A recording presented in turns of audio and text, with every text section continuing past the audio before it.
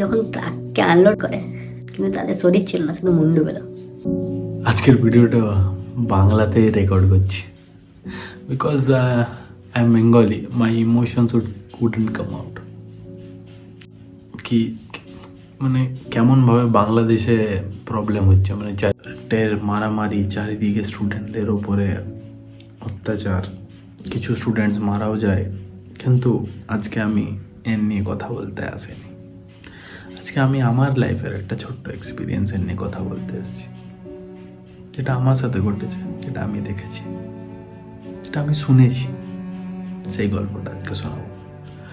হয়তো আমার থিঙ্কিংটা বদলেছে, জানি না আপনার বদলাবে কিনা। ওয়েস্ট বেঙ্গলে জলপাইগুড়ি গভর্নমেন্ট ইঞ্জিনিয়ারিং কলেজ বলে একটা কলেজে পড়তাম। থার্ড ইয়ার, আমার তখন থার্ড ইয়ার অলমোস্ট 2017। হ্যাঁ, 2017। আমাদের হোস্টেলে না everyday one auntie used to come. She was a grandmother. Her age was almost 70, 65, 70, something like that. She used to come daily. ওনার কাছে গিয়ে বাটি সাপটা কিনতো সবাই, সবাই বাটি সাপটা কোনোদিন নিয়ে আসতো, তো কোনোদিন কিছু একটা বানিয়ে নিয়ে আসতো, আর হোস্টেলে সব ছেলেপেলেরা খুব খুশি হয়ে নিয়ে নিত।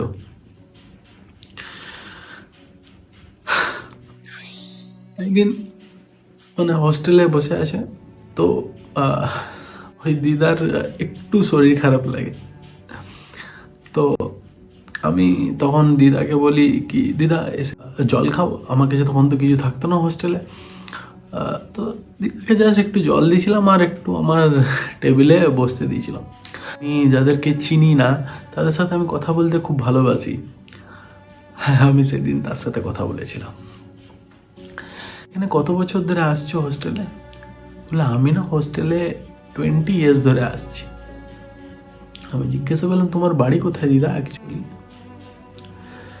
সে বললো ওপার বাংলায়। তো আমি শুনলাম যে তুমি, আচ্ছা তবে পার্টিশনের সময় কি হয়েছিল একটু, কারণ আমাদের ওইদিকে তো পার্টিশনের অত বেশি ঘটি, বাঙালি এতটুকুই জানি, আমরা খুব বেশি জানি না। তো দিদা সেদিন বললো যে পার্টিশনের সময় বলে চুপ। তো আমি দিদাকে জিজ্ঞাসা করলাম যে রাত 12টা বাজে এখন, কিন্তু আমার বলতে মন করছে, কারণ আই ওয়ান্ট কি everyone know what situation everyone has gone through. আমি দিদাকে জিজ্ঞাসা করলাম যে আচ্ছা দিদা তোমার কি হয়েছিল, তুমি কেন ওই দেশ ছেড়ে এই দেশে এসেছিলে? দিদা বলল আমি জানি না এখন, I am a very small channel, I don't know, আমি আপলোড করবো, হয়তো কেউ এটাতে আলাদা রিয়াকশনস নিতে পারে, কিন্তু I am telling my experience. দিদা বলল যে মন থেকে আসেনি, আসতে হয়েছিল। বলছে তখন না মানে খুব বেশি টাসেল হচ্ছিল, ওই যখন পার্টিশনের সময় খুব বেশি টাসেল হয়। তো বলছে ওনাদের একটা গ্রাম ছিল, লোক পোক সবাই আছে ঘরে, তার বাবা, তো তার বাবা সকালবেলায় কাজে গেছে। চারিদিকে সিচুয়েশন খুব খারাপ, মানে ঝগড়া ঝামেলা, জানেন পার্টিশনের সময় যা হয়, চারিদিকে ঝগড়া ঝামেলা, খুনোখুনি।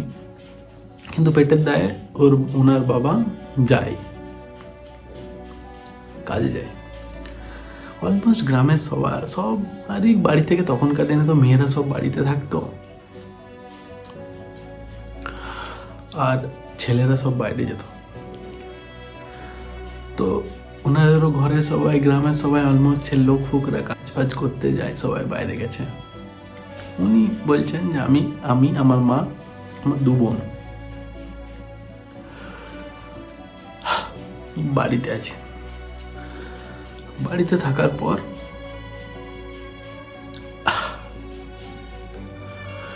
বিকেলবেলায় 5টা-6টার সময় বলছে একটা ট্রাক এলো,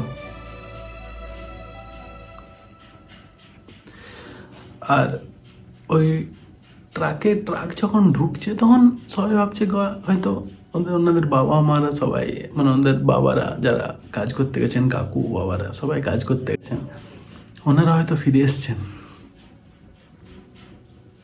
কিন্তু না,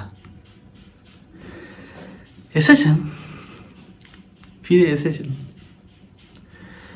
কিন্তু যখন ট্রাককে আনলোড করে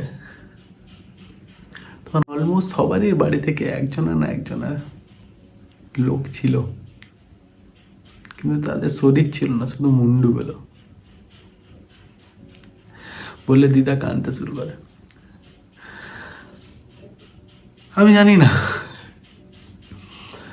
ওই বয়স্ক মহিলাকে সেই সময় আমি কি বলে সান্ত্বনা দেবো, কি কি আমি বলবো আমি জানি না, কিন্তু ওই যে সিচুয়েশনটা আমি শুনেছি, it scratch me from inside. We are staying in a place, we are staying in a comfortable place. What they have gone through,